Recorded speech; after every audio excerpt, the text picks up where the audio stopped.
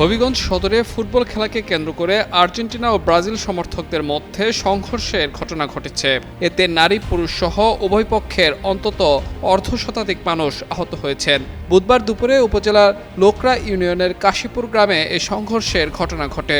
ঘণ্টাব্যাপী এ সংঘর্ষে পুরো এলাকায় উত্তেজনা ছড়িয়ে পড়ে।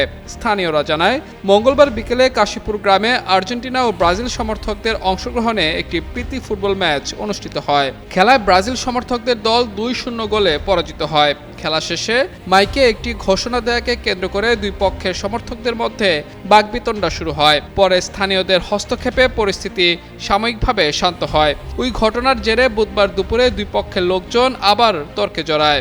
এক পর্যায়ে উভয় পক্ষের মধ্যে দেশীয় অস্ত্রশস্ত্র নিয়ে সংঘর্ষ শুরু হয়। সংঘর্ষে আহতদের উদ্ধার করে হবিগঞ্জ সদর আধুনিক হাসপাতালে ভর্তি করা হয়। তাদের মধ্যে কয়েকজনের অবস্থা আশঙ্কাজনক হওয়ায় উন্নত চিকিৎসার জন্য সিলেটে পাঠানো হয়েছে। হবিগঞ্জ সদর মডেল থানার ভারপ্রাপ্ত কর্মকর্তা মোহাম্মদ জাহিদুল হোসেন গণমাধ্যমকে সংঘর্ষের সত্যতা নিশ্চিত করেছেন। তিনি জানান, খবর পেয়ে পুলিশ ঘটনাস্থলে পৌঁছে পরিস্থিতি নিয়ন্ত্রণে আনে। বর্তমানে এলাকায় পরিবেশ নিয়ন্ত্রণে আছে এবং আইনশৃঙ্খলা পরিস্থিতি স্বাভাবিক রয়েছে বলেও জানান তিনি।